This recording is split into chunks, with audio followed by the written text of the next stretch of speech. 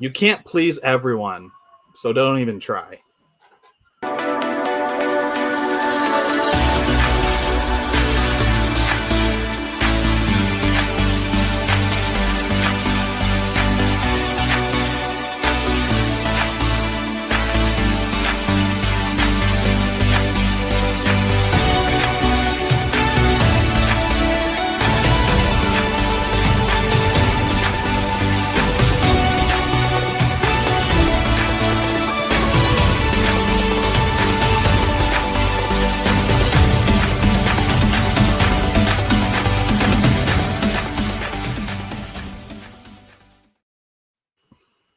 Hello, champions. Welcome to another awesome episode of Champion Reads, where we get to dive into best-selling books by best-selling authors and talk about the principles and the lessons and experiences that they've learned and shared with us, and that we get to share with you through our own experience.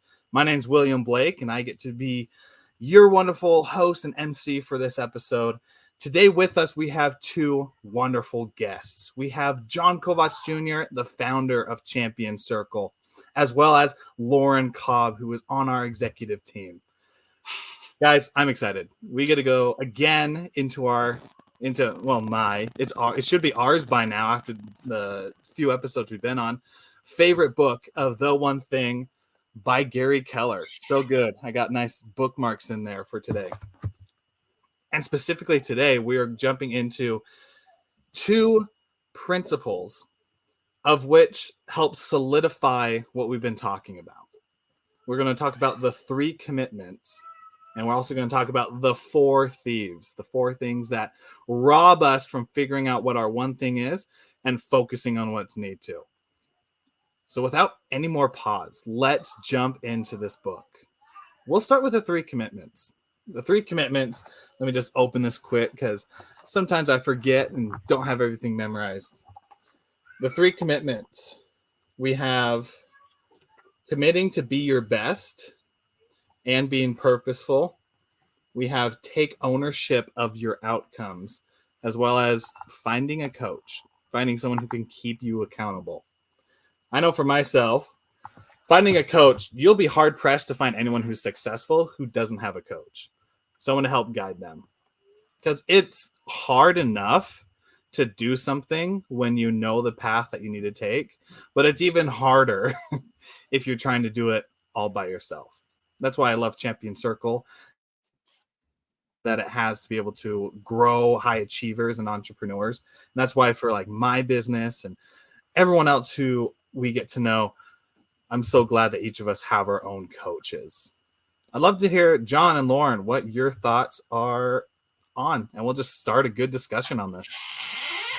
Yeah, I think we're all on the path to mastery. The 3 commitments illustrated in this book are great examples of how to really stay true to yourself, stay true to your path. And for me, they just spell out the words discipline, because without discipline, we truly have no commitment backing us up. Discipline is what drives us. But I'd like to go even deeper and say discipline is powered by desire. And I think we talked a little bit about this last time. Desire is one of the most powerful principles. Even in Napoleon Hill's Think and Grow Rich, we don't do anything without a desire. And in the 3 commitments, he talks about, number 1, following the path of mastery. And this just means a couple things to me. It means discipline, just do it. Like, it's going to be hard, but you can muscle through it. Willpower, that's something that's really going to help, but also repetition. We talked about this in an online training for Champion Circle. Repetition is the key to repeated success. So there's a saying, and I'll probably completely destroy the saying, but I think the saying goes, insanity is doing the same thing over and over, but expecting different results, I think is how it goes. And when things just aren't working and you're repeating things that aren't working, man, you can't expect different things to occur. Thomas Edison invented the light bulb, but he failed, how many extra times? 499. I'm making the number up. I don't actually remember the number. I'm probably sure it's like 2, 3, or 400. I don't know. But each little tweak was something different, right? He didn't just do it 100, 500 times all at the same time. He had to make small, different tweaks, and that's what gave him, that's how the light came on. Pun intended. There you go. But mastery is a form of dedication to one's overcoming challenges, focusing on what it takes to achieve, and giving yourself the best case scenario for achievement by following through, doing it, being disciplined. And last thing I'll share too is in Champion Circle, we highlight the power of integrity, which goes into our accountability.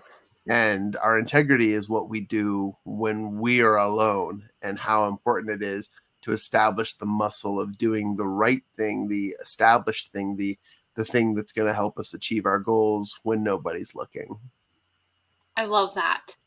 It kind of reminds me of things we've recently talked about with principles from Think and Grow Rich, where it's saying if you don't accomplish it, it's not that the process is wrong, it's that you did something wrong. And you got to go back and reevaluate, right? Like, where did I not put my full effort in? Where did I drop the ball? If you're doing things by the principle, by the book, then you've got to reevaluate yourself and see where it was that you weren't true to yourself or let things go. Yeah, exactly. That reminds me of MLMs work for some people. Every time I've tried to do one, they don't work for me. And one thing I didn't like is kind of a toxic mindset that you can have in there of if you're not getting the results, then it's your fault that's going on. Sometimes that's just not true. Sometimes it could be the system, it could be the process. And I just never for, that type of mindset. But exactly, Lauren, it comes down to self-evaluation of thinking, what do I need to do to move forward? Because there's a lot of times where we might want to know a few different things and just have no clue where to go with it. But then as we start moving forward, then we learn it. I think I disconnected my thought on that. I'm going to throw it to you guys. Sometimes you might have to evaluate the process that you're using, right? I've had to do that with my health journey and my weight loss. The process I started with did not work for me, right? It actually started making things worse for me. So I had to go reevaluate, and my approach has to be a different approach than some others. The process is just different for each of us, but you have to evaluate where change needs to happen. I'll jump in for a second and just say that the concept that we're talking about too is really important, because we know that personal observation, measurement, journaling, and evaluation are some of the keys to understanding how our performance is going. And when Gary Keller is talking here about the 3 commitments to our one thing, I love that you guys naturally transition to this. The second commitment is moving from E to P. And when you move from E to P, what that means is you move from entrepreneur to purposeful. And entrepreneur is the way we naturally go about things. It's all right, how am I going to tackle my day? I just rolled out of bed. I'm going to look at my schedule. I'm just going to go right on into it. And that's okay. Like, that's a good mentality to have, because entrepreneurs, they have that perspective. They have the ability to say, let's go, let's rock and roll. But purposeful, E to P. I apologize. We're having technical difficulty today. That is the funnest thing for episodes, right? Yeah. When I got on, there was the little pop-up from Google saying that StreamYard was having issues. So. And that's just what happens. Yeah. We just go into the Go with the flow of flow. everything that was going on. But going off of what John was talking about with E&P, you just make a transition. And as you make those transitions, then you just start moving and getting powerful. So, John, I would love to hear the rest of your thought. Yeah, we're having some awesome connectivity issues over here. I think Lauren mentioned that Google had some updates, but just wrapping up what I was saying, when you move from E to P, entrepreneur is the natural person going into it with a headstrong, but a purposeful person is the person who evaluates. They take a look at their plan. They see things from a different perspective, and you can do this easily. It's not that hard, honestly. With a little bit of meditation or mindset, or just taking a look at your personal achievements and your calendar, aka if you just write it down, you might be able to see patterns. You might be able to see what works and what doesn't. And I had an incredible experience, and I'll just briefly tell it, and I'll pass it on back over to you guys. But I set a goal recently, and my goal was I need to make $25,000. And so I did everything in my power to set my my desire statement, my 90 days sprint goal. And I did so many of the right things to make this happen. And I achieved my goal in less than 4 days, guys. And then I realized something. I realized after all that work and everything that I've done, that money wasn't in my bank account. That money was in a business bank account, which is awesome. But I guess I wasn't specific enough with my manifestation and my desire and what I was doing. So I realized I have 30 days. It's happy March 1st, guys. I got 30 days to achieve my goal, which, yes, rinse, repeat, start over, do it again. Yeah, that's great. But I have 30 days to be more specific and to make that come to fruition in my own account and accord. And what a beautiful blessing to have from E to P, from entrepreneurial to, oh, this was purposeful. I really need to see the silver lining here. And I also get to see that I can do this the right way, the way I really intended to do it. So that's the power of E to P for me.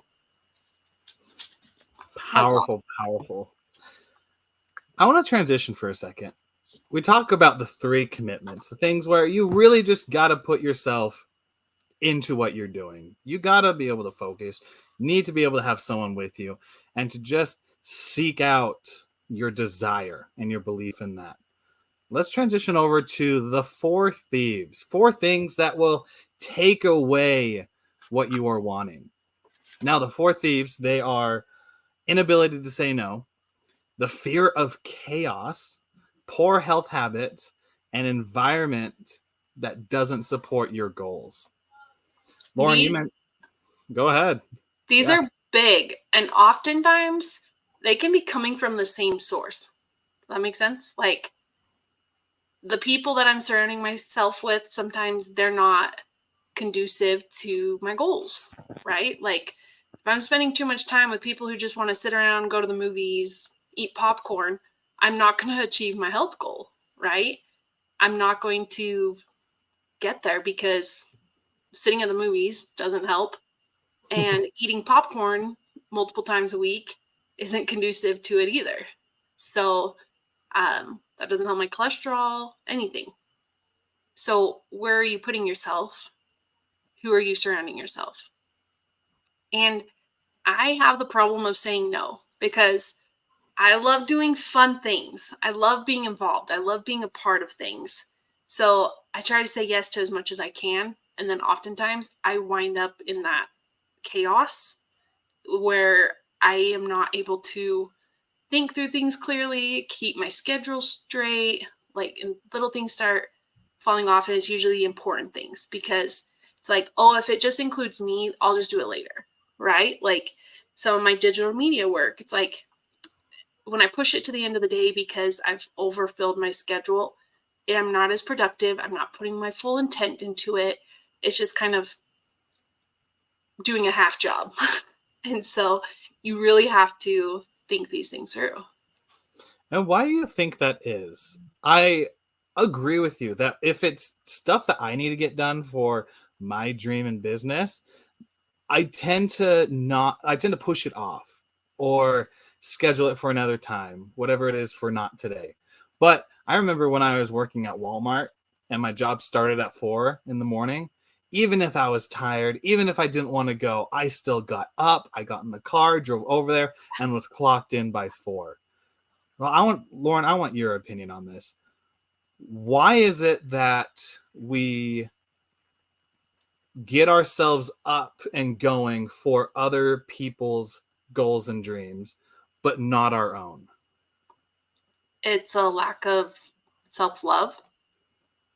I see it goes along with the same lines as not paying yourself first, because you're paying yourself in a different way, right, than monetary. My health has been a big wake-up call for that this last few years. I like all of a sudden when it's like, oh, you're pre-diabetic, and a lot of it was out of my control, health issues from pregnancies and stuff, but it's like, oh man, like what am I going to do? I'd been trying to lose weight, I'd been, active, but I wasn't truly putting myself first, because it was easier to make meals that my kids would just eat rather than make something healthier. It was easier to just go let the kids play at the park and I'll rest or look at my phone or read. Those little things add up, but really it's kind of a lack of self-love. And it's not a bad thing to put people first, but you've got to learn to put yourself first, otherwise you have nothing for anybody else. And so that's my opinion on it. It's just I had to learn to love myself and really take myself serious and prove to myself that I could do those things. What are your thoughts on that? You're muted, by the way. Rookie move. Hey guys, I love this topic because I differ, right? You're talking to the ultimate yes man right here. He says so much, but it's fascinating. It all depends on your perspective and where you come from, right? I say yes to things because I know I can, but that's a personal confidence and belief in myself. I could also go deeper and say I say yes to everything because I can't say no. And it's probably because I'm avoiding, and this is the real deep part, right? I'm avoiding things in my life that are hard to address when it's just easier to please and work with other people, right? And so I see that. That's one of the thieves. Yeah. I know, but as you dive deeper, right? Yeah. I recognize that in myself because I don't want to be a no man. I don't want to be a no person, but there are seasons for everything, and when you can teach yourself to say no when it is right and yes when it is right, you will find an abundance in your life. For example, I've been in the season of sales recently, and the more I have been at my computer selling and setting up appointments, it has led to an incredible plethora of amazing outcomes. And I've had 5 or 6 people in my repertoire that we've been working with who have all said, "Hey, John, I'm excited for our call. I just got to tell you, I'm in a season of saying yes, or I am in an abundance mindset. So whatever it is, just tell me what it is and let's do it." And I know that that is one of the best perspectives to have. People can stretch themselves thin, I know. And that's because they're irresponsible with their other time, not just the time of things they say yes and no to. When we accept offer knocking, when we accept I think to that, like you have to learn what you can say yes to and what you say no to, right? So is it going to benefit you? I can say no to going to the movies 3 times a week, right? I can say maybe I'll just go once with you, or this week it's not going to work. and then use that other time more wisely. But as far as like, if it's going to benefit you and move you forward in your goals and in life, say yes, right? Make time, make the commitment to say yes to those types of things and no to the ones that aren't going to benefit you and just cause more chaos. Yeah, and that's the question you really got to ask is it going to benefit me? Because the fun thing might not necessarily benefit you. And the boring thing might be the one that's going to take you to that next level to finish what you need to do. See, and that's where I've got to get out of the mindset of, is it fun? So I can make anything fun I choose to, right? Like, it's just if it's going to benefit me or if it's not.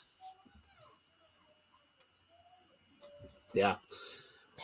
John, do you want to finish your thought? I know technology is just so crazy today. I'd love to hear the rest of what you had to say. At least the stable one today. Yeah, I know. I took off my virtual background just to see if that helps, but it's teaching me to be less long-winded and be more to the point. So this is good for me. Wrapping up what I was saying, and just again, complimentary to what everyone's saying. Like, look, you can be a yes person, but you've got to know your boundaries. You got to know your capabilities, and you've got to be able to address what really you're avoiding if you're spreading yourself too thin. We all have the capacity for greatness. That's not something that's limited to only those who have the abilities and capabilities of achieving it. It's available to everyone. It's managing what we have in our lives and facing the things we're avoiding that will gift us actually more time. And so when it comes to the principle of your one thing, there's usually a one thing or a one common denominator that you need to work on, address, and take in before you can place yourself in a space of abundance. As I mentioned, I've been on sales call after sales call over the last few months, and I've had people say, man, I am in the spirit of abundance. Let's go rock and roll. Let's do it. And then I've had people who have said, John, I'm an absolute no, but I want to hear what you got to say because I respect you. And then by the end of the call, it's a yes. But it's like yes, like people understand their capacity, their ability. And when you help them, they see the answer and the path to their one thing, their success. So I think sales is service, of course, but it's been an incredible journey and process to recognize that. So there you go. I'll keep my comments short in the event of another crash. StreamYard is just coming in being like, keep the comments quick. Yeah. For our wonderful listeners, I want us, as we're wrapping up this final episode on the one thing, I want them to take away some applications, some real life examples that we have done that have worked for us and that hopefully it can work for them. So this is how I want to do it, is for each of us, I want us to take one of the four thieves, think about 5 years ago, which one of those four was a major issue in our life, an obstacle and challenge that over the last 5 years, we've been able to turn into something good, something better that's evolved us. So while you two think, I'll jump in and go with mine. My 5 year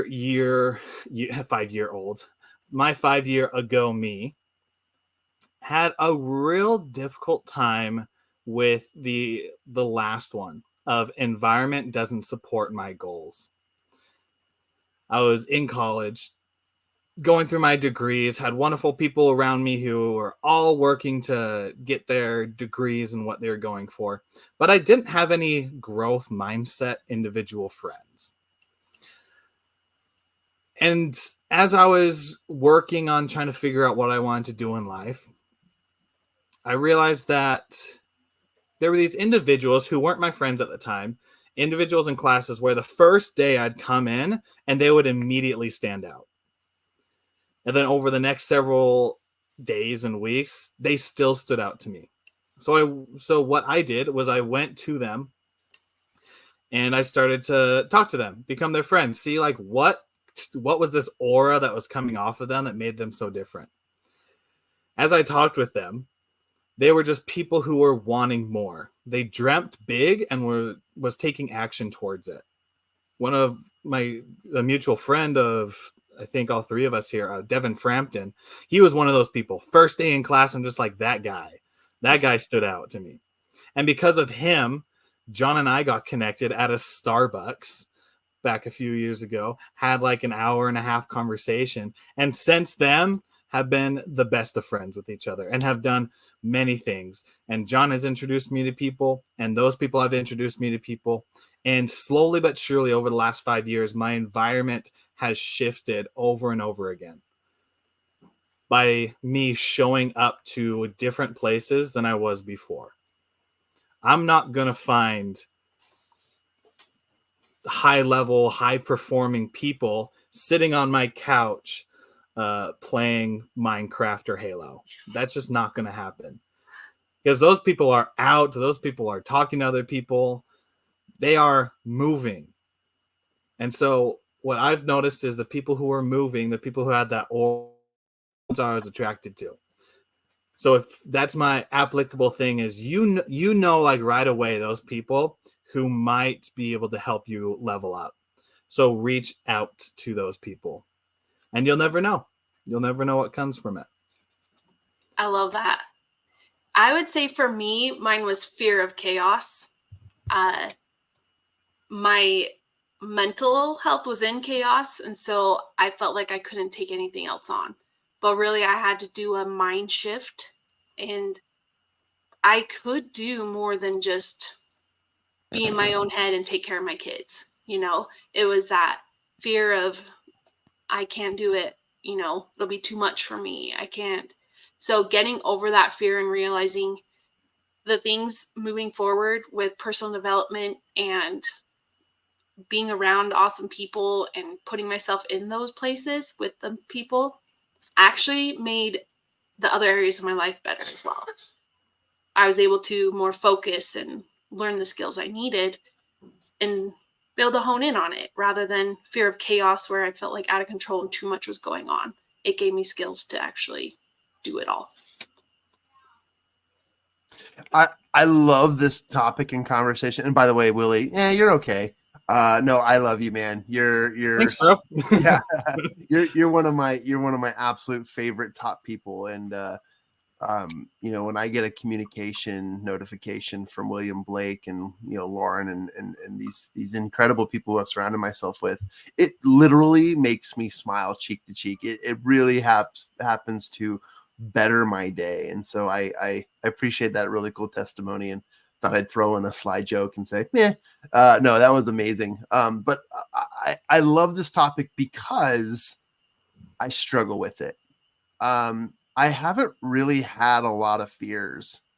I haven't really had a lot of things that I went up against that really caused me to move in a direction that I needed. But I've always had like a drive, an inner drive. And I think really what motivated me more was the fear of missing out versus the fear of getting off my butt, right? And I've learned to kind of follow my passion. And so to really keep this simple, I think that it's been a really, really cool life for me to chase the things I don't think that I have in my life, or the things that aren't happening. And that's really important to me to do so. But really, I think what's really cool about this is I've had a lot of physical, massive, miraculous transformations. And that is because I have honed in a physical strength and convert. Dang, he got kicked off again right in the middle of his message, and we totally weren't guessing that it was going to happen at all. But as John's coming back on, let me just leave you with a quick challenge. Actually, I don't even need to leave you with the challenge. Let us have John finish, and then we'll leave you wonderful listeners with the challenge. Talk faster, John. Man, I love technology. This is great. Really, man, if you're a listener right now, you're probably like, man, this is chaotic, and you've got to love it because we're bringing it to you live, and Willie's doing such a great job of coordinating this. What I really, really am trying to say is that when you live in fear, fear is the ultimate motivator. You can live in fear of missing out or live in fear of messing up. And not that you need to live in fear, but one is better than the other. And when you live in joy and gratitude, you can say to yourself the words, how can I get any better today? When you say that to yourself, it opens yourself up to greater things. And again, there's a season for everything, but your one thing is really, really going to help you get there, because it is living with the fear that if I don't achieve this, I won't have it. And that one thing is and can be a positive motivator. I'm not suggesting be fearful or scared, right? I'm suggesting that you can convert energy from fear to motivation. You can convert physical transformation. The hardest thing you've ever done physically, you can turn that into an emotion or a spiritual belief, and you can turn that into something that fuels you to achieve greater things. I'll wrap up with that. Thanks, guys. Absolutely wonderful. Thank you for going on this little sporadic journey of application. For you listeners, let's leave it the challenge. You got real life examples from the three of us. And I'm sure as we talked, you thought of examples in your own life that where you were able to think about what can I do to improve. The challenge for you is to apply one of these things from the Four Thieves. And we're not talking about the Four Thieves. It's the opposite of it. So take the challenge of doing one of these. The first is start saying no. The second, accept chaos. The third, manage your energy. And then the fourth, take ownership of your environment. Whichever one you feel like you struggle with the most, I just want you to take a simple step towards it. Because the champions, the Olympic athletes, the ones who are out and the legends that are going and doing it, they're the ones that aren't doing the big stuff every single day. But over time, they've done the small stuff over and over and over again. And that's where we're going to start. And that's where we're going to move towards, is every single day, think of how can I improve over and over and over again.